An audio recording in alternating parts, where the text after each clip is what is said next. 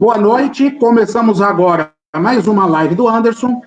Tem um assunto que é de interesse de todos, não tem como se esquivar disso.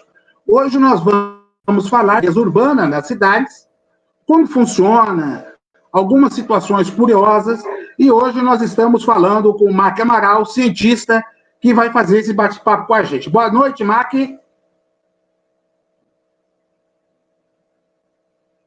pessoal que está nos acompanhando nessa live. Boa noite, Mac. Está na escuta? Estou na escuta. Está me ouvindo, Anderson? Estou ouvindo. Então, aquelas coisas que quem faz ao vivo tem essas desconexões na própria conexão, tá certo? Então, hoje nós vamos falar aqui de limpeza urbana, certo? E eu tenho aqui a pergunta inicial. A limpeza urbana é um dever de todos, Maqui? Olha, Anderson, sem dúvida nenhuma, sim.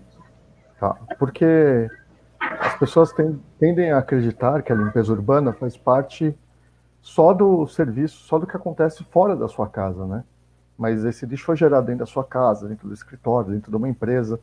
Então, todo mundo é responsável por aquele lixo. A prefeitura, muitas vezes, faz uma parte do serviço, mas ele foi gerado em algum lugar. E não foi a prefeitura que gerou todo aquele lixo, né? A varrição de rua, por exemplo, não foi a prefeitura que sujou a rua para depois ter que ir lá fazer toda a varrição e recolher aquele lixo. Então, no meu entendimento, sim, todas as pessoas são responsáveis pela limpeza urbana. Começa dentro das suas casas, dentro das suas empresas, e é mesmo quando a gente está na rua, né? Se você está tomando cuidado de não deixar sujeira por onde passou, ainda assim existe o desgaste natural das coisas, que gera sujeira. Então, tem várias coisinhas pequenas que contribuem, mas não é responsabilidade. A prefeitura faz o serviço muitas vezes, mas não foi ela que gerou, né, a sujeira. Essa que é a verdade. E o importante lembrar também que a limpeza urbana, além do recolhimento do lixo, que nós vamos falar, de outros resíduos, é a própria manutenção também da rua limpa, né? Uma vez que esse serviço é prestado, né, nós temos que colocar uma mudança de cultura, não significando que o espaço público é de ninguém, e dessa forma eu vou sujando, né? Então, eu vou jogando lixo de qualquer forma, de uma forma não adequada, né? Então, por isso que necessariamente é importante abordar, para todos aqueles que nos estão acompanhando, que a limpeza urbana e a manutenção é um dever de todos, por isso essa chamada. Agora, na sua avaliação, qual é a importância, certo, de se entender os mecanismos da limpeza urbana, né? Porque nós temos, a partir de 2010, né, a lei, o Programa Nacional de Resíduos Sólidos, a Lei 12.305, que trata, por exemplo, da coleta seletiva de lixo. Qual é a sua avaliação disso? As cidades estão preparadas? Não estão acontecendo esse recolhimento? Quais são as dificuldades? Dá uma pincelada para a gente aí. Tá. Vamos lá, Anderson. O Brasil tem um pouco mais de 5 municípios. Desses, em torno de 4.200 têm coleta seletiva de algum tipo. Ou que a prefeitura participa disso de alguma forma, com estrutura, contratando cooperativas ou empresas para fazer esse processo. Tem central de triagem, que é o caso de São Paulo, por exemplo. Ou você tem uma outra situação que são catadores mesmo, pessoas que fazem isso no dia a dia e acabam gerando um processo de coleta seletiva não estruturado, né, podemos assim dizer. Acabam depois se organizando, mas ainda, se você não tem a estrutura municipal trabalhando nesse sentido, você também não tem muito para onde correr. Os resíduos sólidos recicláveis são todos aqueles que têm valor comercial. Então, para pegar um exemplo que costuma gerar bastante polêmica, isopor é reciclável, mas você não faz, mas muitas cidades não fazem coleta seletiva do isopor, porque você precisa de uma quantidade muito grande para conseguir levar para algum local onde se faça a reciclagem efetiva, ou seja, que compre esse resíduo e vai gerar algum retorno financeiro para quem fez essa coleta e essa aglutinação desse material, né? Como, por exemplo, papelão.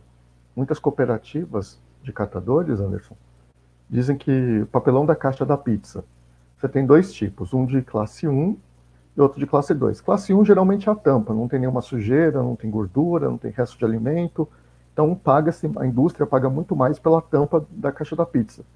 Mas em várias cidades paga-se menos, mas ainda paga alguma coisa na base da caixa. Mesmo com o resto de gordura, de alimento, ainda pode sofrer algum processo industrial e ser aproveitado na sua maioria, né? É importante dizer esse tipo de coisa, porque, na verdade, a gente está falando para um país como o Brasil, e isso é particular em cada canto, sabe? Não tem uma regra. Então, algumas cooperativas, alguns locais vão fazer um processo que envolva todo resíduo indiscriminado, digamos assim, e outras vão fazer um processo mais pontual, com alguns materiais, tipo papelão, só a tampa da caixa, ou uma caixa que veio na entrega da compra que você fez pela internet. Plástico, só alguns, né? Depende muito do local. Então é importante, cada pessoa que está ouvindo isso, está vendo a nossa live hoje, entender como é que funciona na cidade dela. Na cidade de São Paulo, por exemplo, a coleta seletiva acontece tanto por meio de carroceiros e catadores autônomos, quanto algumas cooperativas que têm acordos com a prefeitura e usam a estrutura da prefeitura para fazer a captação desse resíduo para reciclagem, leva-se para uma central, a prefeitura tem 2 centrais automatizadas, muito grandes, e assim, quando eu falo muito grandes, cada uma delas é a maior da América Latina em separado, tá? Então, se você juntar as duas, elas são realmente uma estrutura das maiores do mundo para esse tratamento. Então ela faz a separação automática de vários tipos de plástico, de vidros, metais e por aí vai. Com isso, a cooperativa ganha tempo no processamento, claro, depois vai ter que ir lá um pessoal fazer um refino. Tipo, pegou um PET, mas o PET tem um outro plástico, que é o rótulo do refrigerante, por exemplo. E aí tem que separar esse tipo de coisa, porque cada um é pago num valor, né? Então, se você manda tudo junto, a indústria aceita, mas ela paga menos. Então, às vezes, é mais barato, a cooperativa ganha mais tendo alguém para fazer essa separação do que se ela colocasse tudo junto e falasse, ok, vai todo mundo para o mesmo, é só plástico, vocês se virem. Esse também é um cuidado que as cooperativas têm.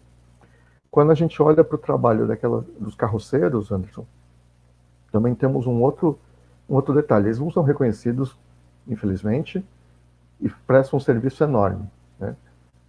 Todo mundo que tem um carroceiro perto de onde mora, principalmente quem mora em casa, dá para ver mais, sempre está conseguindo tirar alguma coisa, um papelão, um plástico, até um volumoso de dentro de casa com esses carroceiros. E as prefeituras não dão um apoio muito grande, no geral. Os carroceiros são abandonados. Então, e aí teve um caso que eu vi numa palestra recentemente do Congresso Brasileiro de Resíduos Sólidos, Anderson, que falava sobre carroceiros que encontraram máscaras usadas, máscaras de Covid no meio de resíduo, começaram a usar porque não tinham máscara e foram contaminados com Covid. Para você ver o tamanho do problema. Não. Então, olha o absurdo que também essa cultura das pessoas separarem esse lixo não utilizado dentro de casa, né? Então, quer dizer, coloca tudo no mesmo balaio e para o descarte. Mas aí, já que você está falando dos carroceiros, né? Aí eu tenho uma pergunta para você. Existe, assim, um mecanismo para que esses carroceiros, né, esses catadores, peguem esse lixo e tenham oportunidades de gerar renda? Como é que tem acontecido hoje nas cidades? Eles geram uma renda muito pequena para eles, se você parar para analisar. Porque o carroceiro, o que ele faz? Ele leva até o que nós chamamos comumente de ferro velho. Então, leva lá 1 tonelada de papelão. ele não tem condições de fazer essa separação que eu falei, por exemplo, da tampa da caixa e da tampa e da base da caixa da pizza. Então ele leva, vamos supor que ele coletou 1 tonelada de caixas de pizza, levou no ferro velho. Quanto que o cara do ferro velho vai pagar? Ele vai pagar separado a caixa, a tampa e a base? Não, vai pagar pelo valor da menor. Só que ele também ele é um atravessador, ele também vai ganhar dinheiro em cima disso. E outra, ele tem cotas que ele já vendeu para determinadas empresas de reciclagem. Então vamos supor que a cota dele seja 10 toneladas com essa empresa. Atingiu as 10 toneladas, o que ele faz? Se antes ele estava pagando 30 centavos o quilo do papelão, ele vai pagar 8, 10 centavos. Por quê? Ele está tentando desestimular o carroceiro de coletar aquele material. Ele não diz para o cara, olha, não preciso mais para esse mês, só para o mês seguinte. Ele fala assim, não traz aqui, porque vou pagar bem menos. Se você trouxer, já que ele vai ter que armazenar, ele vai pagar menos. Não estou te ouvindo, Anderson. Só entender uma coisa. Então, é nesses locais onde eles fazem essa entrega do lixo, necessariamente são já as cooperativas ou não? Qual que é a diferença? Porque existem algumas confusões, né, sobre as cooperativas e esses pontos, vamos chamar assim, de reciclagem. Tá. Cooperativa é quando vários catadores se reúnem de forma estruturada, vão organizar os resíduos, a coleta deles, semanal, mensal, diário, dependendo do tamanho da cooperativa, e vão vender tudo isso diretamente para quem vai fazer o processamento. A diferença entre a cooperativa e o atravessador, e esse ferro velho que a gente tem aqui em São Paulo, por exemplo, é que o ferro velho é que vai fazer a venda. Então, como ele vai fazer a venda, o que acontece? Ele tem todos os recursos que foram coletados pelos catadores durante X dias, ele vende aquilo já a um preço pré-estipulado, só que ele pagou uma parcela muito menor. Então, vamos supor, para ficar no papelão, dos 30 centavos que ele paga para o catador, ele não está ganhando 35, 40 centavos, no mínimo o dobro, né? E aí, com isso, ele é a parte que mais ganha nesse sistema. E o catador está totalmente vulnerável, como eu citei o caso dos catadores na Bahia que pegaram Covid por usar máscara que eles encontraram nos lixos que eles estavam revirando, para se ter uma ideia de como eles estão vulneráveis. Ou seja, essas pessoas ficaram internadas, ficaram paradas, não ganharam nada durante esse período todo. Porque a renda delas é dinâmica.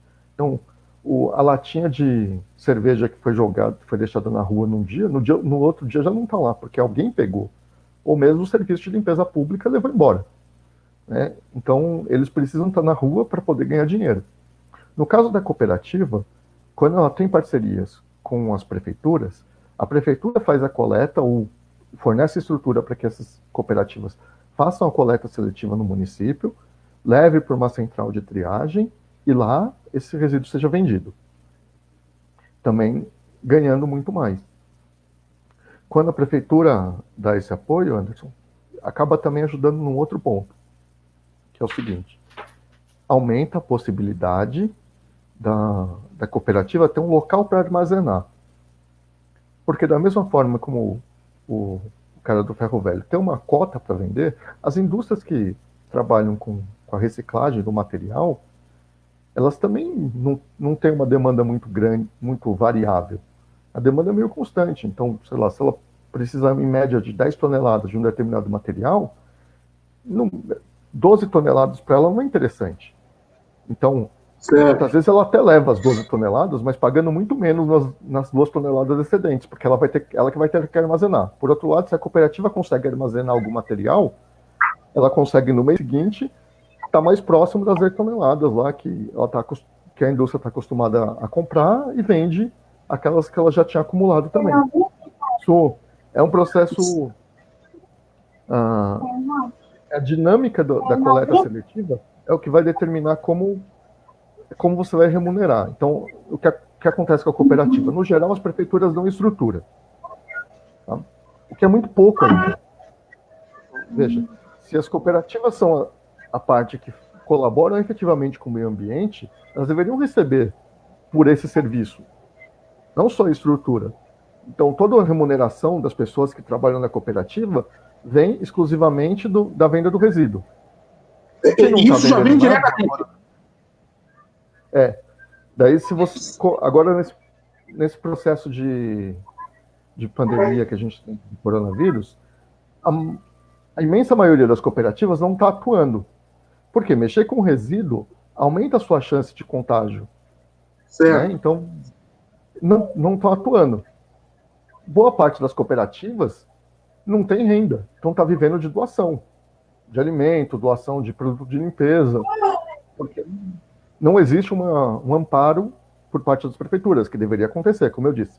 Elas fazem um bem danado para o meio ambiente. Então, a gente tem... então, só colocar uma coisa aí, para as pessoas entenderem. Quer dizer, que tem muita gente que fica reclamando, meu comércio fechou, meu bar não abriu, minha padaria está funcionando meia boca. Então, você já detectou aí uma situação que também os coletores de resíduos recicláveis estão numa necessidade muito grande, né? Porque, afinal de contas, essa é a única fonte de renda que eles têm e ainda pode comprometer a saúde deles, não é isso? Sim, e a gente tem que lembrar que essas pessoas estão, em geral, nas classes D e E. São pessoas que ganham hoje para gastar hoje. Nenhuma dessas pessoas tem renda guardada, nem nada. Então, quando corta o serviço dela, corta tudo. Você corta o alimento, corta o vestuário, corta o transporte, corta absolutamente tudo. Elas ficam realmente à míngua.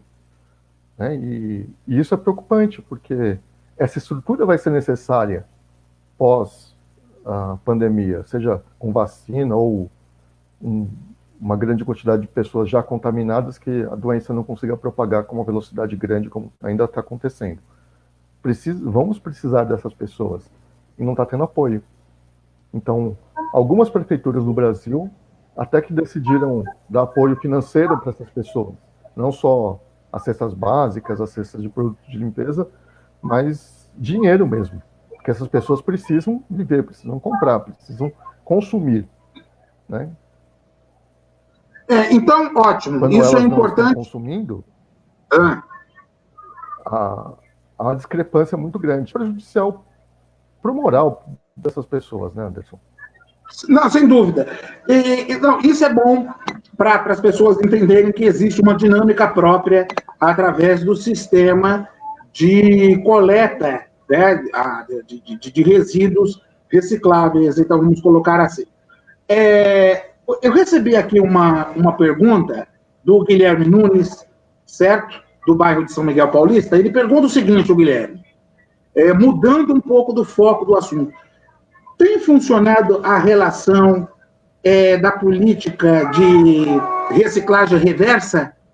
Né? Reciclagem reversa, não, a política de recolhimento reverso de lixo das empresas, por exemplo, igual quando se vai comprar um pneu, o pneu hoje fica na loja, o pneu desgastado, e de repente o pneu novo é colocado no carro e é responsabilidade das empresas devolver para o reaproveitamento. Tem funcionado isso ou não? Anderson, em algumas indústrias, em alguns segmentos, tem funcionado até que bem, estatisticamente falando. Mas, por exemplo, se a gente falar da...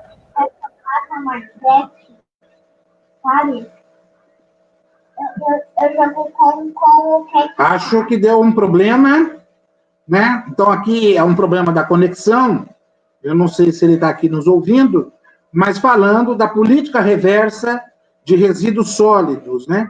Então, através dessa lei, é necessário, de fato, que haja essa integração entre a empresa e os setores que podem recuperar, certo?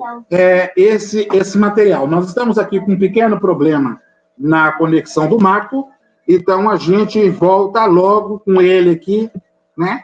Para tratar desse assunto, que foi a pergunta do Guilherme Nunes. Então, você que gosta dos nossos assuntos, sugira, acompanhe a nossa live todas as segundas-feiras, a partir das 20 horas, tá? A live do Anderson aqui no nosso perfil do Facebook, que também é compartilhado na página, e, ao mesmo tempo, siga o nosso site www.anderson.ong.br, que é uma forma fácil de nos mantermos conectados, né? Então, hoje nós estamos falando de limpeza urbana, tá? Então, às vezes, as pessoas simplesmente imaginam que é só passar o caminhão fazendo o recolhimento do lixo residencial, por exemplo, que a limpeza urbana se resume nisso.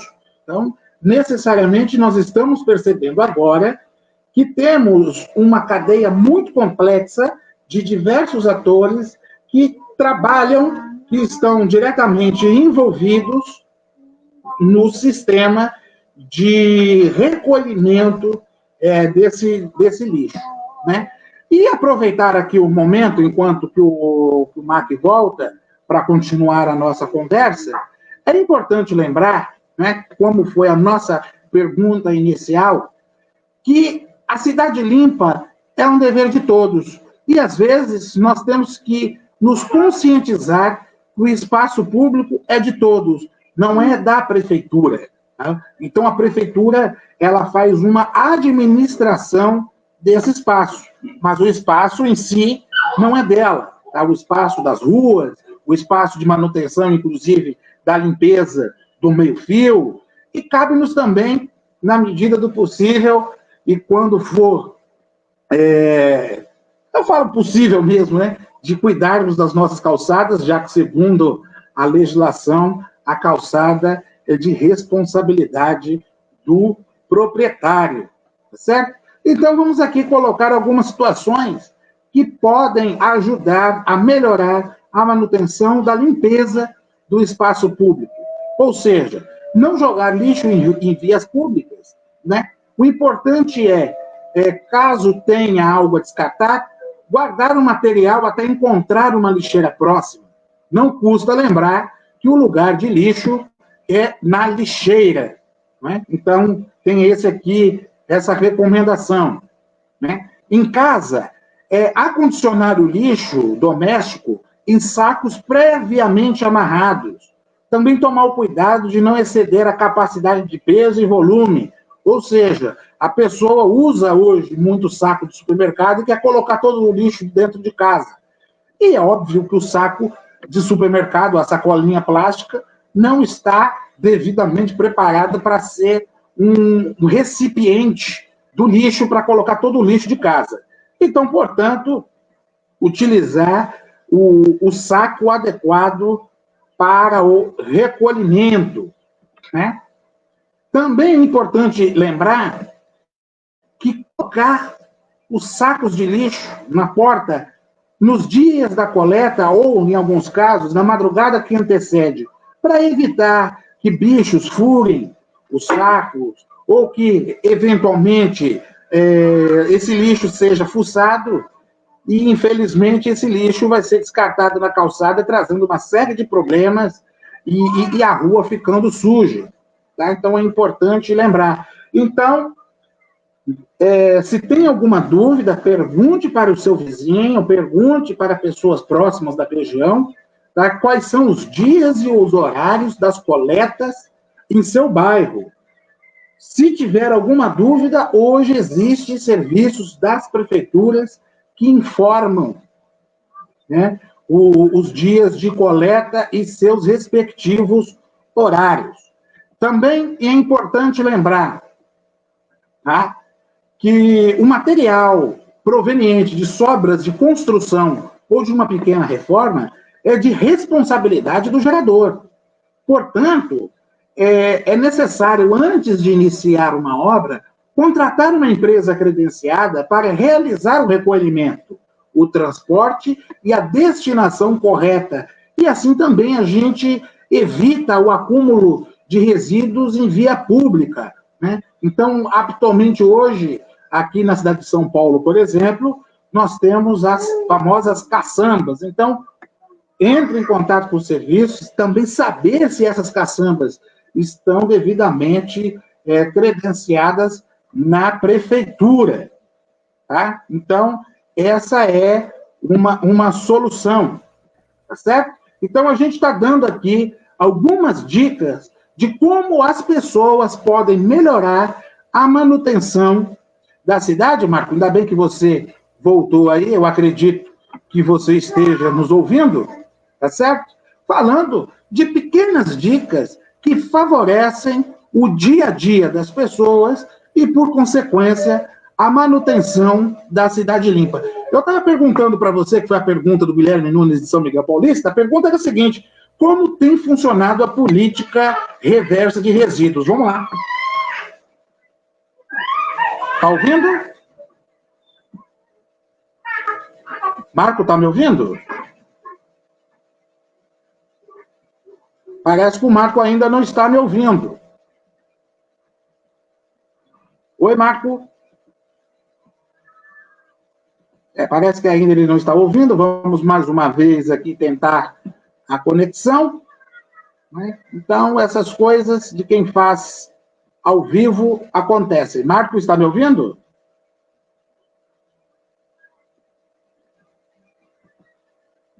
Infelizmente, ainda ele não está adequadamente ouvindo aqui. Vamos tentar mais uma vez. Caiu aqui a conexão. Enquanto que ele volta com a conexão, então vamos aqui colocando como melhorar esse dia a dia em relação à limpeza urbana das nossas ruas, de nossos bairros, enfim, da nossa cidade. Então, vamos aqui observar. Nos dias de hoje, devido à legislação, no caso de estabelecimento comercial, a geração de mais de 100 litros de lixo diários também exige contratação de empresa credenciada para realizar a coleta e a destinação correta para o aterro sanitário. Marco, está ouvindo? Agora sim. Voltamos. Quer dizer, não sei quanto tempo, não sei o que está acontecendo com a internet. Aqui não é ruim desse jeito, não. Eu, no geral, consigo conversar bem com as pessoas pela internet. Não, é para fazer, eu acho. A internet, ela gostou do assunto, então a internet está um lixo. Né? Então, vamos aproveitar, já que o assunto é lixo, então a internet não está legal. Só que esse é um resíduo que a gente não vê. Só que, infelizmente, não dá para reciclar também a internet, né? Então, não vale absolutamente nada quando ela não está funcionando. Esse que é o problema dessa tecnologia em si. Mas, Anderson, não estava colocando alguns pontos? Só voltando, a pergunta do Guilherme de São Miguel era a seguinte: se tem funcionado a política reversa? Conta pra gente aí. Então, se você pegar estatisticamente, para alguns itens tem funcionado. Então, ele citou o caso de pneu, por exemplo. O pneu chega a 98%, é exemplo mundial.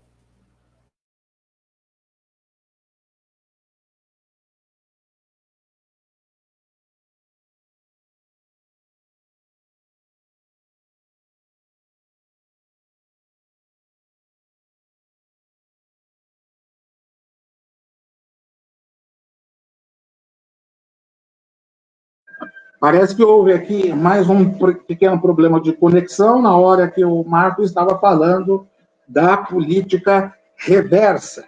Tá? Enquanto que ele volta aqui, na hora que ele der o ok, né, ele pode continuar conosco, aqui na hora das informações.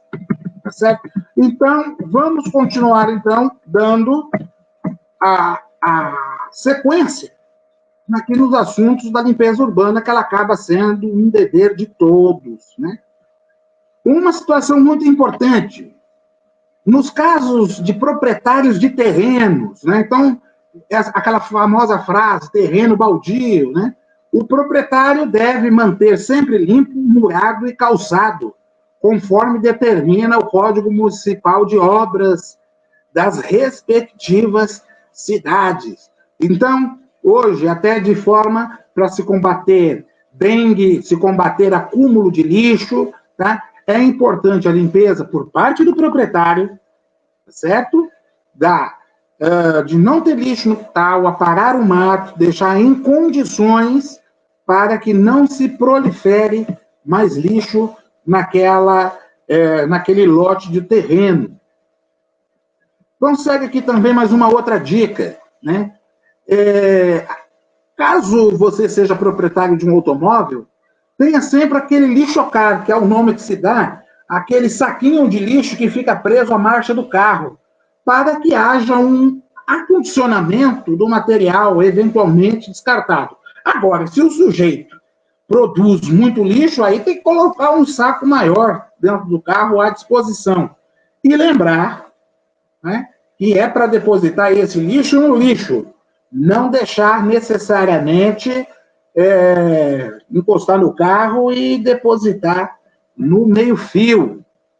Tá? Então é importante lembrar também. Lembrar uma outra situação. Tá?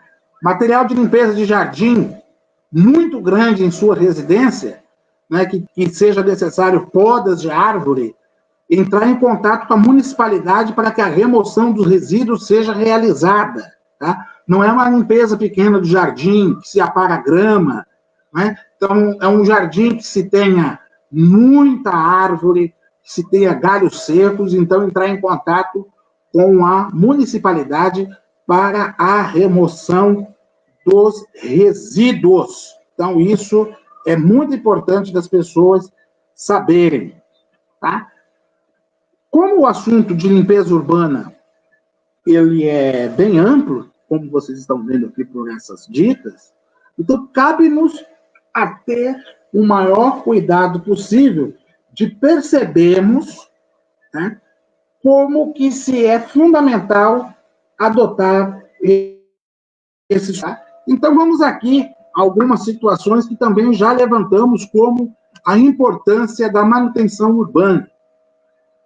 Não jogar lixo ou material que não serve mais, ou, de repente, vai fazer uma troca de móveis em casa, como sofá, colchão, móveis antigos, eletrodomésticos, né? Primeiramente, é necessário, se for reutilizado, entrar em contato com alguma organização que faça esse recolhimento e às vezes fazem até leilões, reaproveitem, né? Então, algumas organizações do terceiro setor trabalham com isso. Também evitar jogar esse material em rios, canais, em costas, porque além de configurar crime ambiental, esse descarte inadequado pode provocar inundações, alagamentos e muitos transtornos em período de chuva. Tá? E tem gente que também deixa isso na calçada e vai entupir as bocas de lobo, certo? Então, é importante não permitir esse descarte, tá, inadequado desses materiais. E o que acontece, né? Até surgiu aqui uma dúvida, tá? Será que eu não tenho condições de descartar no local adequado? Tá? Hoje a municipalidade dispõe aqui em São Paulo dos ecopontos. E esses ecopontos pode fazer o descarte. Então, significa dizer que, através, tá, a própria pessoa deve levar até os ecopontos esse material inservível. Está ouvindo, Marco? Sim, voltamos. Fale aí, fale da pergunta do Guilherme. Retornando à pergunta do Guilherme. Alguns materiais, isso acontece bem. Nosso problema maior com relação à política de logística reversa são os eletroeletrônicos, né? Alguns materiais, por exemplo, vela de filtro. Quem cuida disso? Onde você deve levar? Em geral, a resposta para isso é onde você comprou. Tá? Então, se você não consegue chegar na indústria que produziu, não existe um canal direto como existe para pneu, por exemplo, você leva onde você comprou. Né? Mas o problema, Anderson, não são os 98%, 97% de algum tipo de material reciclado. São aqueles 2%, 3% que estão fora desse processo. A indústria tem condições de atender 100%. Né? Eu não estou falando daquela pessoa, por exemplo, no caso da latinha, que está acumulando em casa esperando aquilo ter um valor maior. Eu estou falando daquela pessoa, daquela latinha que está na rua, foi para aterro, que é muito pior. Quando uma latinha que poderia ter sido reciclada vai para aterro, tá todo mundo perdendo dinheiro. Tá o catador, as cooperativas perdendo dinheiro, a indústria perdendo dinheiro, porque transformar retirar a bauxita do magnésio para fazer alumínio é muito mais caro do que você simplesmente derreter a latinha e colocar no processo de novo, sabe? Então, tá todo mundo perdendo dinheiro. Então, tem que se atentar por isso que a política nacional de resíduos sólidos, quando trata da logística reversa, claro, alguns setores é muito mais fácil, porque o cara tem um acesso maior, a empresa tem um acesso maior, né? E outros, a indústria faz propositadamente, deixa que alguém se vira, sabe? Então, no caso de o que você vai fazer com o seu celular velho? Bom, você tem filhos pequenos, Anderson, pode dar para eles brincarem com esse celular velho que não serve mais para nada. Mas e depois, quando não servir mais de brinquedo para eles? Para onde vai? Né? Então, falta uma política séria a respeito disso. Né? Em alguns países do mundo, essa reciclagem de eletrônica, a logística reversa dela, é feito a peso de ouro, literalmente, porque alguns celulares têm parte dos componentes com microgramas de ouro. Mas um celular não é nada. Bom, se a gente pensar que, em média, existe mais de um celular por habitante do mundo, são mais de 7 bilhões de pessoas, 7 bilhões de microgramas dá toneladas, né? Acho que passa a ser um negócio interessante se você analisa em escala. E o custo é muito baixo para retirar esse material que está ali disponível. Bom? Certo. Não, tá ótimo. Deu para entender como que funciona, né, essa questão da política reversa, certo? Agora, existe uma outra situação muito importante, tá? Eu quero abordar aqui na cidade de São Paulo. Tem muita dificuldade de implantação de unidades de compostagem e reciclagem aqui, por exemplo? Não, tecnicamente falando, não. Principalmente a de compostagem, é muito simples. Você precisa, em geral, de um pátio grande para poder acumular o resíduo alimentar e fazer reviras constantes, resíduo de feira principalmente, né? E se você estiver pensando num processo um pouco maior, usar um processo de biodigestor, onde você já aproveita o gás que é gerado dessa matéria orgânica e gera adubo na outra ponta. O que acaba acontecendo é que não há interesse político, sabe, Anderson? E outra, tá bom, vamos imaginar que em torno de 50% de todo o lixo produzido na cidade é matéria orgânica. Você pega todo esse lixo produzido numa cidade como São Paulo, por exemplo, e faz a compostagem dele diariamente. Então você vai ter centenas de milhares de toneladas desse adubo que precisa ser levado para algum lugar. Tudo bem que se ele for para o aterro, ele já é um material mais estável, não vai gerar, por exemplo, chorume, que é um grande problema de qualquer aterro. Sim, o medo de todo gestor de aterro é o quanto chove e o quanto de resíduo úmido tem naquele lixo, porque chorume é o que pode fazer o que aconteceu há uns 2 anos atrás, por exemplo, em Guarulhos, de explodir um aterro. E para o lixo em tudo quanto é lugar. Quando você passa a pensar nesse processo de reciclar, de compostagem, ele funciona muito, a compostagem é muito bom no sentido educacional. Então poderia acontecer em diversas escolas públicas e privadas, até por uma questão da educação ambiental que é pedido hoje no currículo nacional, que aconteça. Então você vai estar mostrando para a criança, da pré-escola ao final do ensino médio, coisas muito interessantes que acontecem durante o processo de compostagem. Né? E dentro disso aí você poderia associar, por exemplo, com uma horta numa escola. Então, está mostrando para aqueles alunos, para aquelas crianças, de onde que o alimento que ele comeu num dia vai virar o alimento que ele vai comer no outro. Olha que legal esse ciclo. Mas compostagem numa escala macro, numa escala cidade, não vai funcionar com São Paulo, por exemplo, né? Então, ter muitos pontos para isso. A prefeitura, quando faz, Anderson, ela faz em São Paulo com resíduo de feira. Então, faz a coleta da feira, leva, tem um posto na Penha, tem um na região central, tem outro na Lapa, tem mais alguns, não me recordo onde estão. Mas ela faz com resíduo de feira porque, primeiro, ela tem conhecimento do que é. A parte seca, para fazer a compostagem, ela usa das podas de árvore, por exemplo, limpeza de parque. Olha que legal, né? Então ela junta dois resíduos que iriam essencialmente para aterro, os dois, e faz uma coisa útil. Então, aqui em São Paulo, por exemplo, nesses pátios de compostagem, você pode chegar lá e levar quanto de compostagem você quiser de graça. Então, você tem um jardinzinho, está pensando em fazer uma horta em casa, esses tempos de pandemia, tem muita gente plantando várias coisas, pode em qualquer um desses pontos, tem no site da ANLURB, que é a Autoridade Municipal de Limpeza Urbana, onde estão, pode ir lá, leva de um saquinho de 100 gramas a uma carreta inteira. O que você conseguir carregar é seu.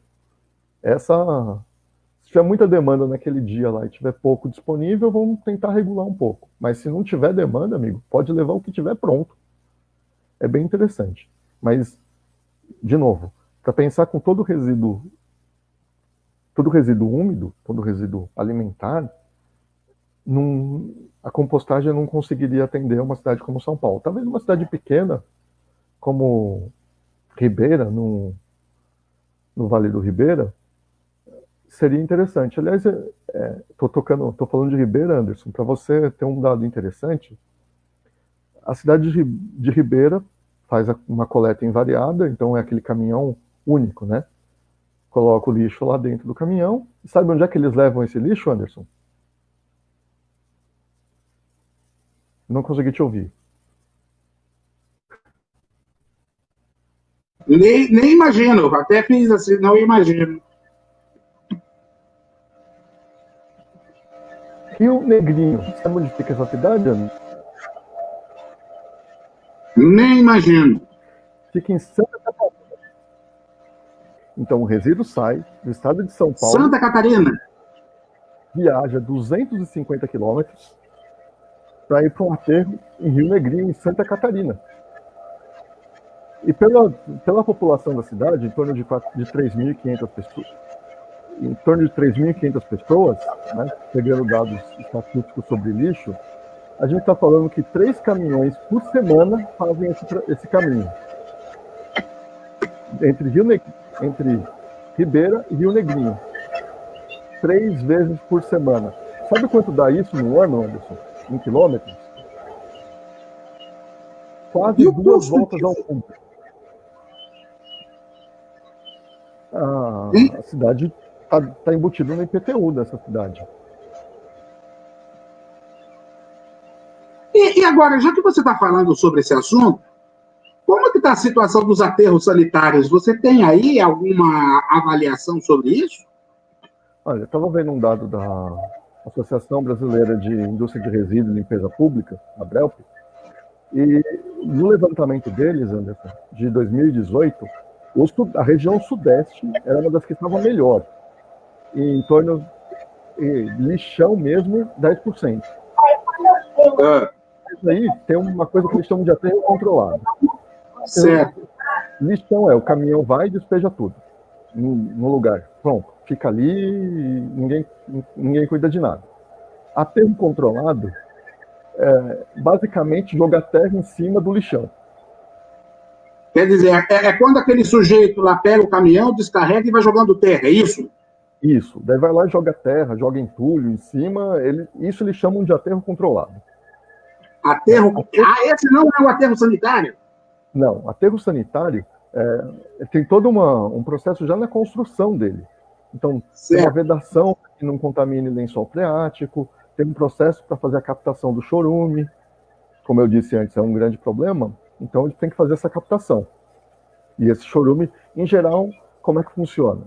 o chorume é coletado num aterro, é levado para uma estação de tratamento de esgoto, onde ele colabora no processo do tratamento de esgoto, e o lodo do esgoto volta para o aterro quando ele está seco. Então, é uma troca. Então, essa é a diferença fundamental.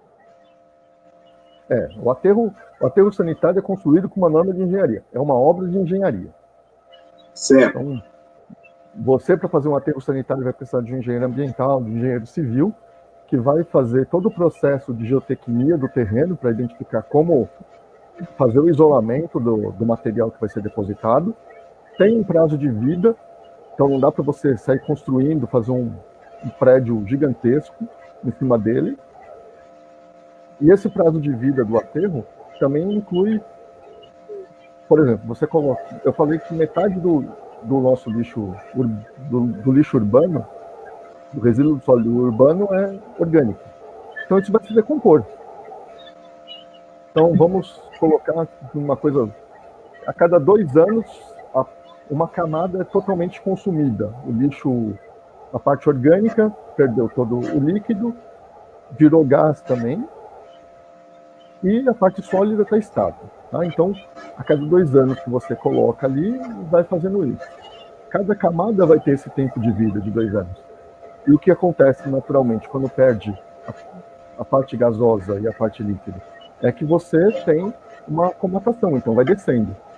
Você não pode pegar e construir num aterro logo depois que ele terminou o ciclo, por exemplo. Porque você precisa esperar que todas as camadas que ele tem tenham estabilidade suficiente para isso. E aí você pode utilizar isso, em geral. A ideia principal que tem para esses locais é fazer um parque em cima, quando não tem mais lugar para retirar. Está estável o solo suficiente para fazer um parque. Para as pessoas aproveitarem aquela área, porque para a construção não vai ser muito bom, né? A menos que você faça uma estrutura muito grande de alicerce, e aí não compensa. Então, coisas superficiais funcionam bem. Agora eu quero fazer uma colocação aqui de uma forma geral, né? Nós estamos tratando como visão, como referência, a cidade de São Paulo, por ser a maior cidade do Brasil, mas estamos enxergando através de uma perspectiva ampla, né? Então, para quem está nos acompanhando, de repente, você, não, por que eu não falo da cidade menor e tal? Isso, claro, vai depender também de alguns fatores, inclusive geográficos, né, de adequar para fazer o espaço e tal. Tá? Então, uma colocação. Tá? A cidade de São Paulo produz muito lixo, e muito lixo não é reciclado. Tá? As próprias ruas também produzem muito lixo, podemos usar assim essa expressão. Na sua visão, quais seriam as formas mais adequadas, tá, para que nós tivéssemos uma manutenção permanente da limpeza urbana? Tá? Qual é a sua análise? Vamos lá. É interessante a gente colocar primeiro que não existe uma solução única. Então, você tem que usar todas as soluções. Como eu coloquei o exemplo da compostagem, se a gente pegar uma cidade grande, uma cidade média já vai ser um grande problema, pegar todo o lixo orgânico e gerar composto no local. Então, no momento, resolve vários problemas da cidade. Tá? Você vai ver aquelas praças que estão com problema, aqueles parques municipais que estão degradados, algumas áreas degradadas, você resolve um problema até que rapidamente de um setor.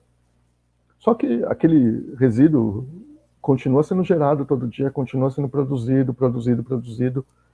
E aí o que passa a acontecer depois? Você tem esse resíduo, vai ter que ir para algum lugar. Você vai levar para o aterro, tudo bem, como eu disse, está estabilizado, não vai ser um grande problema quando você compactar, ele vai ser utilizado ali, mas é um resíduo nobre já, né? Um composto. Aquilo é excelente para a agricultura.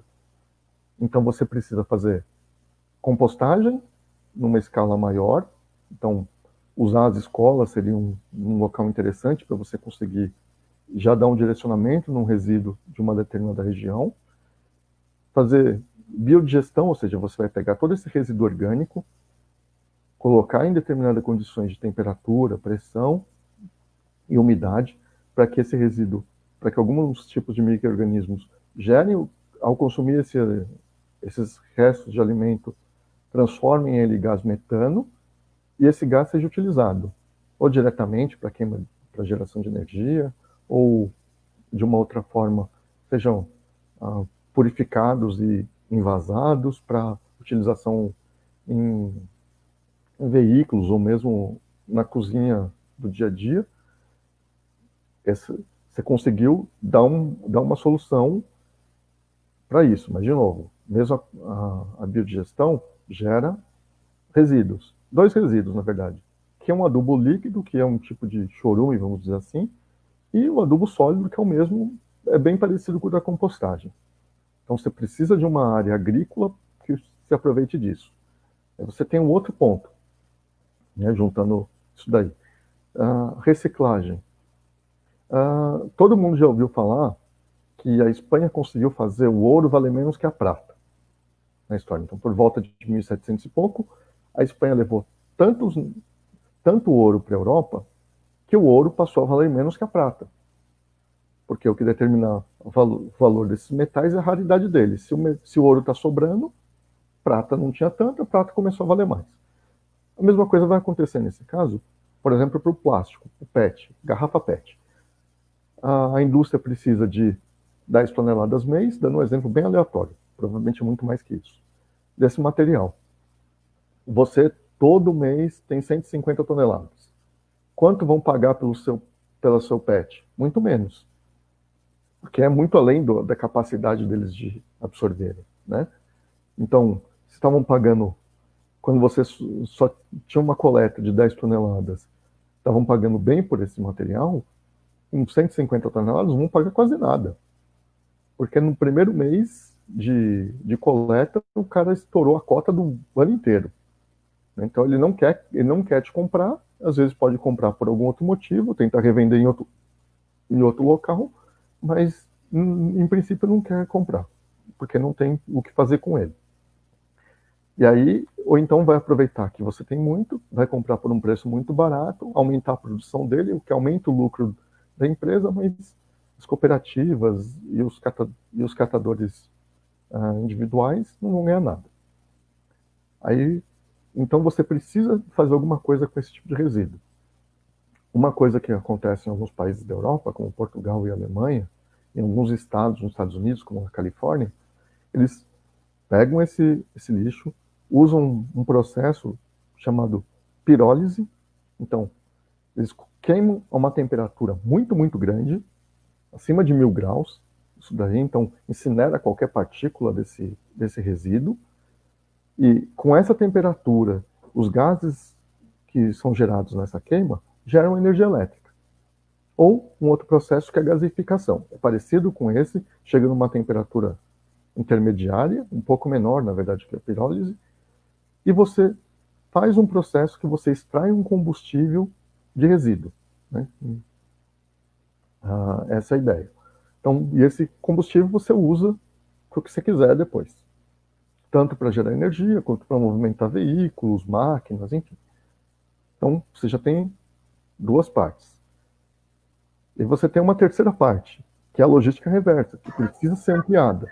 Então, é um absurdo o vendedor de um eletrônico não te perguntar o que você vai fazer com o seu equipamento antigo. Ele já deveria ser da cultura dele. Você está indo comprar um celular novo, um computador novo, o que aconteceu com o seu antigo? Está funcionando? Está funcionando, morreu. Não é um problema para ele, porque você tem como utilizar aquilo de outra forma. Não está funcionando? Traz para a gente. E ele já encaminhar para o fabricante da devida destinação daquilo. Né? Então, já tem uma outra parte. Aí alguns grupos dizem que quando você faz a geração de energia por meio da pirólise ou da gasificação, ou seja, aproveitamento energético do resíduo, você empobrece o catador. Na verdade, não, porque se você está consumindo uma parte que a indústria, o excedente, digamos assim, que a indústria conseguiria reciclar, você está garantindo para ele um valor constante, de certa forma. Está dizendo, olha, aqui você vai ter sempre 10 toneladas disponíveis desse material, que é o que você precisa por mês, e o excedente é meu. Você está garantindo segurança financeira para o catador, porque não tem nenhum material sobrando. Bom, eu dei alguns exemplos aqui, mas ainda tem mais. Tem resíduos, por exemplo, que não podem ser utilizados para geração de energia. Resíduo hospitalar, por exemplo, que são chamados resíduos de serviço de saúde. Então, corpo de animal, por exemplo, que as pessoas deixaram em alguma clínica veterinária, partes que foram de corpos que foram tiradas durante cirurgia, aquele material que foi usado numa cirurgia, por exemplo, aquilo tem que ser tratado antes de ser disposto em qualquer lugar, né? E aí você tem tem mineração específica para isso, não sem aproveitamento energético nenhum dela, porque o seu objetivo não é utilizar aquilo de novo, é simplesmente eliminar qualquer possibilidade de contágio, né? Então você faz isso, você tem um resíduo de construção civil. Por que você não pode colocá-lo diretamente no aterro sanitário junto com o lixo das casas das pessoas? Ali você tem alguns produtos químicos, muitas vezes. Então você tem resto de tinta, a lata da tinta em si, lata de verniz, esse tipo de coisa. Você tem o concreto e o plástico usado na construção civil são feitos para durar muito tempo. Então aquele conduíte molinho, que todo mundo xinga aquela coisa lá quando está mexendo com obra, aquilo é feito para durar mais de 30 anos. Ou seja, num aterro onde você tem a expectativa de que ele vá reduzindo o volume total dele com o passar do tempo, você tem um problema se você coloca esse material que é feito para ficar muitos anos. Então, o resíduo de construção civil, por exemplo, você pode gerar outro material de construção civil. Tem algumas máquinas aí, até as pessoas gostam de ver na internet videozinhos disso, de pessoas que pegam o resíduo da construção, trituram, principalmente a parte de alvenaria, você que é técnico em edificações, faz a trituração, é prensado, gera um tijolo e é utilizado normalmente na construção, dentro de normas técnicas, padrões de qualidade e segurança, igualzinho o que foi feito do zero. E isso já se falava desde 99, quando eu fiz o curso, hein? Já quer dizer coisa de 21 anos atrás. Para você ver, e a Política Nacional de Resíduos Sólidos é de 2010. Então, 11 anos antes, vocês já estavam lidando com um problema, tentando lidar com um problema. Esse problema existe desde sempre. Porque você colocou, assim, vários conceitos para as pessoas, né? Como você bem colocou, não tem uma solução pronta, não tem uma solução acabada. E, acima de tudo, né? Até fazendo aqui um comentário bem pertinente, você está falando do ponto de vista da execução, né?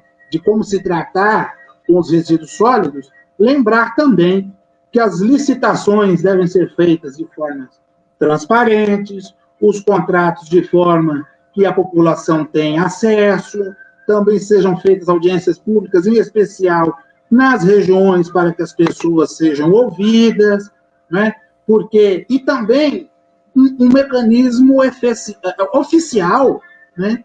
de ouvidoria disso, porque a maioria das críticas que a gente vê, tá? em especial na razão à prefeitura, por exemplo, ou é lixo, ou é um problema de poda de árvore. Quer dizer, é que a gente está fatiando aqui, mas o processo de zeladoria em geral sempre deixa a desejar, né?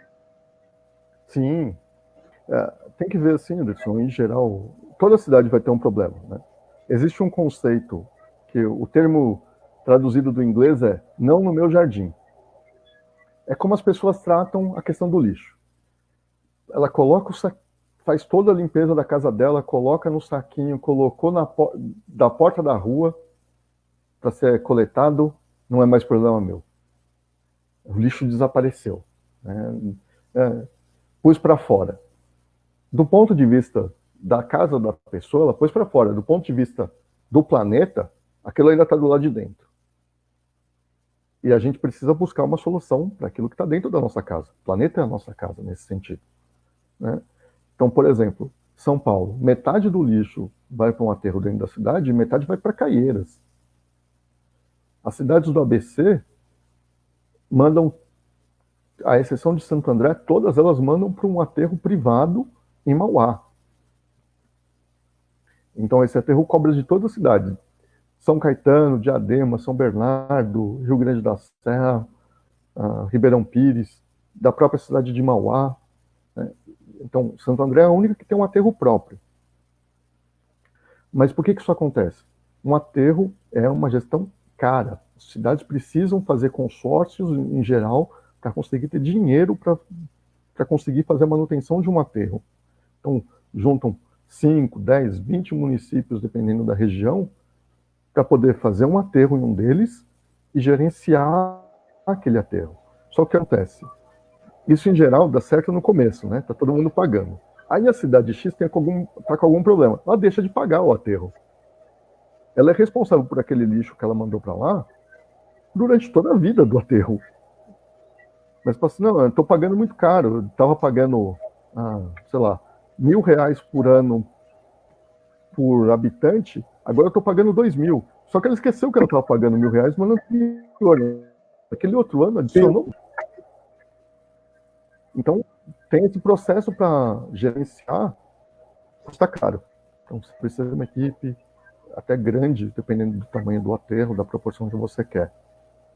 Por que eu falei dessas outras questões que você pode fazer com lixo? Porque isso vai barateando. Quanto menos lixo você manda para o aterro, mais barato ele fica a manutenção dele. E quando você maravilha. Só manda para o aterro o mínimo do mínimo, melhor ainda. Então, se você tirar todo a ideia principal seria, o sonho de consumo de pessoas que lidam com energia e com resíduos é nenhum lixo orgânico vai para lugar nenhum. Ele foi tratado, não chegou a ir para um aterro, nada. Foi tratado, gerou gás, foi tratado, virou compostagem, não saiu, não precisou de uma gestão municipal para aquele item. Esse é o sonho. Porque é o lixo orgânico que atrai ratos, urubus e tudo mais, moscas, e vários vetores de doença para um aterro. Então, se não tem esse lixo, ele não gera problema. Maravilha. Só uma coisa, né? Aqui, até para a gente não estourar muito tempo, mas indo nessa linha, né? Então é necessário que as pessoas compreendam, né, essa necessidade de que é um assunto que aparentemente é simples, mas ele é bem complexo, principalmente nas cidades menores que precisam fazer essa operação consorciada, vamos chamar assim, tá, da gestão do lixo, né? Sim, evidente. Como eu disse, é cara essa gestão do lixo. E aí, algumas ONGs dizem que quem tem que pagar por esse lixo é a indústria que gerou esse resíduo. Só que, cara, tem como te mandar arroz sem ser num pacote? Pacote de papel ou de fibra não teria um custo maior para você depois conseguir fazer qualquer coisa com esse pacote? Seria seguro? Você teria segurança que está vendendo para o cliente 5 quilos de arroz? E as perdas? Quem ia pagar por ela? Isso é um exemplo. Então, assim, o consumidor também é responsável. Né? Quando você pega a pirâmide do resíduo sólido, diz para não gerar. Então, tem coisas que é impossível. Acabei de citar um exemplo aí, o pacote de arroz. A gente não vai conseguir se livrar dele. Então, o item depois de não gerar é reduzir. Em alguns itens você realmente consegue. No caso do arroz, só se você parar de comê-lo.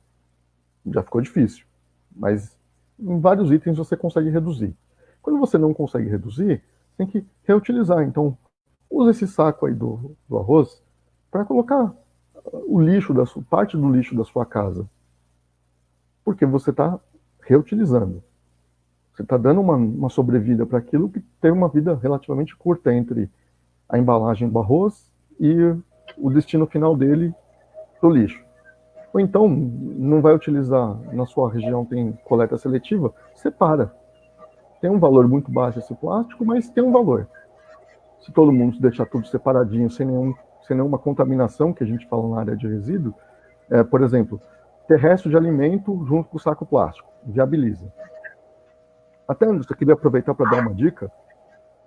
A gente sempre fala que seria importante deixar limpo, né, o que você vai colocar para reciclagem, mas muitas vezes a água que você está gastando vai ser maior, o custo geral de água para fazer esse processo de limpeza seria maior que o custo do que o valor do material.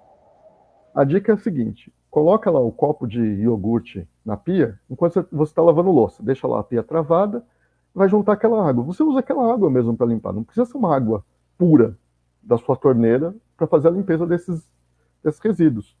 Você faz esse tipo de limpeza naquele plástico, em algum metal, em algum vidro, dessa mesma forma, vai ter um consumo nenhum de água, adicional de água, e você está dando condições para que a cooperativa ou o catador, ao pegar aquele resíduo, ele consiga vender por um valor maior. Não é que a indústria não compra, não, cara. Agora segura aí, né? Eu falei até que a gente estava dando um fecho. Entrou um grande amigo em comum nosso, tá? Eu quero já falar para ele que ele está convidadíssimo a participar de alguma live aqui com a gente. O nosso amigo Luiz Bósio, né? E o Luiz Bósio, ele sempre faz uma discussão muito interessante sobre essa temática, e ele manda aqui a seguinte colocação, Mac, para você. Mac, os códigos sanitários municipais não prevêem que os responsáveis pelo lixo urbano não são os consumidores, e sim os produtores, uma vez que o consumidor é apenas o vetor econômico dos processos de geração de resíduos. Aí, o Bósio, você viu como que é bom, né? Às vezes a gente faz um programa interativo, que ele viu a gente comentando, ele já faz outra colocação. O Programa Nacional de Resíduos Sólidos, como se apresenta, não é funcional, ainda que necessário. É democrático demais para tratar um meio ambiente adequado a todos. E aí? O Bósio fez uma boa provocação. Bósio, querido, obrigado. E espero estar com você aqui em breve, desde que você aceite o nosso convite. Aliás, você já é intimado desde sempre. Vai lá, Marco. Saudades do nosso amigo Bósio. Muito boas as colocações dele sobre esse aspecto, principalmente que ele colocou de o cidadão não ser o responsável. Mas ele é. Ele pode escolher não comprar determinado produto. Tenho várias amigas, por exemplo, que hoje estão usando shampoo e condicionador em barra, porque a embalagem é toda de papel. Não depende do plástico da indústria. É uma escolha do consumidor. Em vários aspectos. Claro, como eu citei o exemplo do arroz, de fato, a gente não tem locais vendendo arroz a granel. E outra, tivesse muitos locais vendendo arroz a granel, qual seria a embalagem utilizada para fazer o transporte do arroz? Saco de papel? Em alguns lugares. A maioria vai ser o quê? De novo, saco plástico. Então, você vai estar trocando 6 por meia dúzia. Você tirou o plástico da indústria, colocou o plástico no comércio. Mas é o mesmo ponto. Então, assim, o que eu acho que deveria acontecer é que parte do sistema deveria sim ser financiado pela indústria. Certo. Então poderia até... Aí só uma colocação, né? Você falou de ser financiado pela indústria. Já que também existe uma carga tributária em cima das indústrias na questão de tributação, né? Pelo menos uma parte dessa tributação, eu estou colocando assim como uma ideia, né? Poderia ser colocado para esse investimento, né? Segura o gancho aí. Você viu, quando o assunto começa a pegar fogo, a gente fala que vai encerrar, todo mundo aparece. Você viu como que é o negócio. Olha aqui.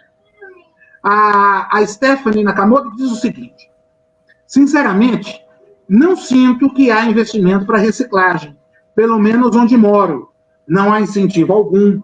Até comecei a separar itens de plástico, por exemplo, mas o caminhão de lixo que passa não faz essa separação dos demais resíduos. E aí? Então, e aí, Marco? E é interessante, né? Por exemplo, a legislação do Plano Nacional, da Política Nacional de Resíduos Sólidos diz que as empresas que tratam os resíduos têm que fazer educação ambiental. Bom, Eu conheci no ano passado, a que faz a Loga, que faz parte dos resíduos de São Paulo, administra um aterro, que é o aterro São João, aqui na Zona Leste, então ela faz a parte sul e leste da cidade, então o resíduo fica na cidade. Você não vai ver eles falando, olha, queridos, vamos separar todo o lixo, vamos implementar a coleta seletiva, porque a coleta seletiva não vai ser deles. Então, eles ganham, cada caminhão que chega no aterro, eles ganham um X valor por aquele caminhão.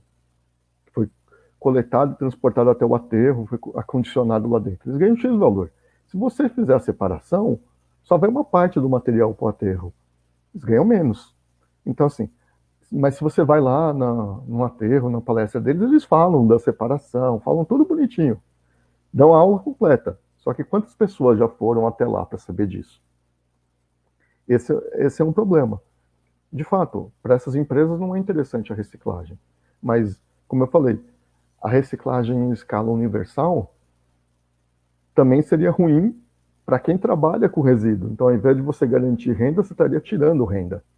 Né? Existe um ponto ótimo de equilíbrio nessa curva, onde o crescimento do resíduo acompanha o crescimento do valor a ser recebido. Depois de um ponto, o valor começa a cair. Você aumenta a quantidade de resíduo e o valor cai. E aí? Quanto isso é interessante? Até que ponto você tem que... Cada local tem que saber o quanto ele consegue absorver de produto que foi remanufaturado, reciclado.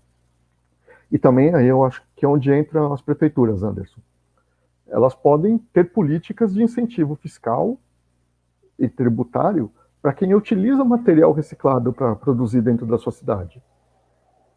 Isso... Certo, só aguenta aí. Aqui, o Bosio faz aqui uma colocação que ele tem alguns estudos sobre economia tributária reversa, desonerando a cadeia de tributação do processo de consumo. E ele faz aqui uma observação que é a cara dele, viu? Saco de papel para acomodar arroz até servia como máscara para festas de aniversário. Hoje não dá para fazer isso com sacos plásticos. Muito boa. Tá ouvindo ainda, Marco? Estou ouvindo sim, Anderson. E caiu aqui a sua... Deu um problema. Então, vamos lá. Mas, assim... então, vamos lá, para dar um encerramento aqui. Até houve uma compensação naquele momento que você não pôde estar conosco, né? Qual é a sua mensagem em relação a essa problemática que nós temos do lixo das grandes cidades, né? E qual seria, às vezes, algum encaminhamento para a gente dar aqui no PIC para que as pessoas que nos estão vendo possam refletir e, de repente, pensar nesse assunto com mais carinho? Vamos lá. Está ouvindo? Acho que deu aqui um probleminha, né? Então, enquanto que o Marco não está respondendo aqui, o Bosio ainda coloca, né, de acordo com a linha de raciocínio apresentada por ele, que a renda individual de um catador é ínfima quando tratamos do conjunto de renda para melhor qualidade de vida cidadã. É bem isso mesmo, Bosio, a gente estava discutindo isso no nosso início da conversa, e é fundamental criar mecanismos para que esse catador tenha condições de aumentar essa renda para eles, né? Então, a sua colocação é bem pertinente em relação a isso. A gente já discutiu várias vezes que realmente a renda angariada é muito baixa e, na maioria das vezes, não chega a completar um salário mínimo da grande maioria. Então, as pessoas acabam utilizando esse mecanismo de catador para não passarem fome, né? Aproveitando, vamos ver se o Marco ainda volta aqui, né? Dada a situação, vamos aqui tratar do assunto, né, com algumas dicas a mais, né, da limpeza urbana, lembrando também que, principalmente, né,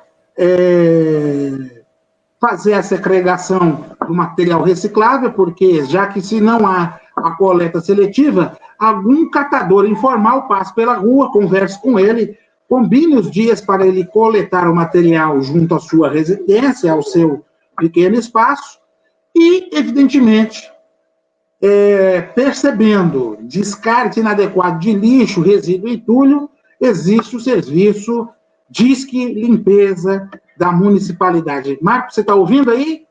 Parece que caiu mais uma vez a nossa conexão. E lembrar também, né, que nós mesmos, em nossas casas, podemos praticar a logística reversa no caso de resíduos sólidos especiais, como pilhas, baterias, pneus e lâmpadas fluorescentes, né? Tendo a possibilidade de entregar o material a ser reciclado no estabelecimento comercial em que foi realizada a compra. Marco? Oi, Anderson. Vamos lá, Marco, deixa a sua mensagem aqui para nós encerrarmos a nossa live, tá? Então, fiz questão de aguardar para que você pudesse deixar nossas considerações finais. Marco, está com você aí. Bom, primeiro eu quero agradecer aqui ao podcast.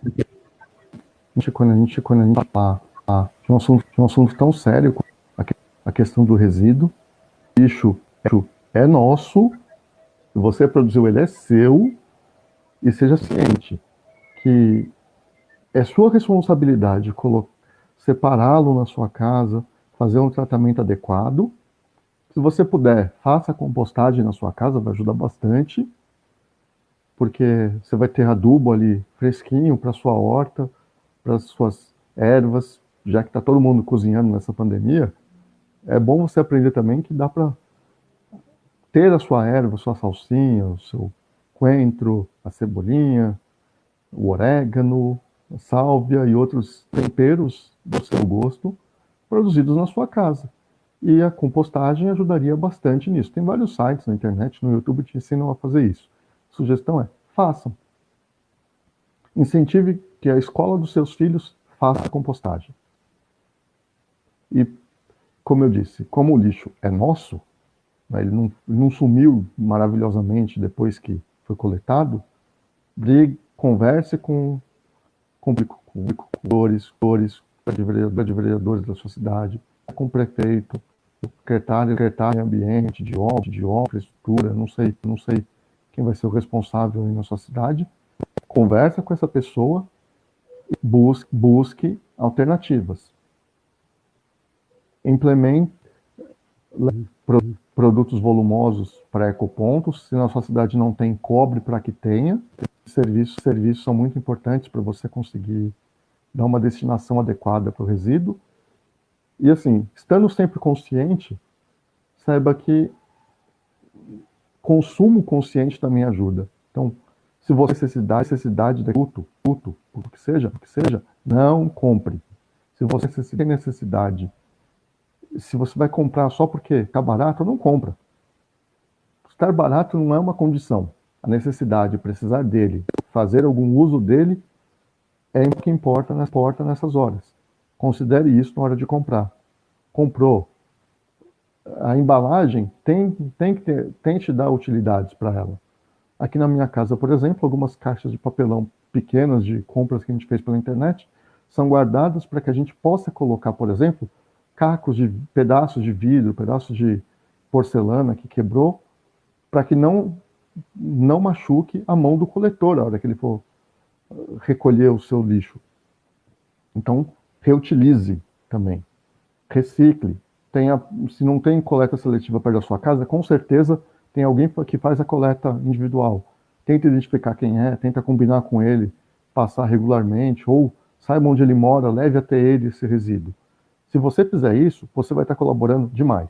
E claro, a gente tem, a partir disso, fazendo toda a nossa parte, cobrar da indústria que seja implementada mais política de logística reversa para mais produtos. Bom, Anderson, eu acho que da minha parte é isso. Estou à disposição aí para quem quiser qualquer observação a respeito do assunto, então podem me procurar nas redes sociais, eu acho que o Anderson colocou disponível aí, pode me procurar. Então tá ótimo. Você também está marcado aqui no vídeo para divulgar, né, as atividades. E vejo aqui que as manifestações foram positivas sobre o assunto, já que pouco se trata dele. Né? Tentar responder também as perguntas que deixaram aí no rádios para ninguém ficar no vácuo. Então tá maravilha. Então, muito obrigado a todos vocês que nos acompanharam. Desculpe-nos hoje um pouco a extensão da live, mas por problemas técnicos ela acabou se alongando.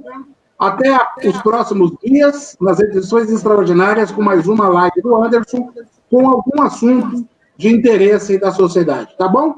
E siga-nos nas redes sociais.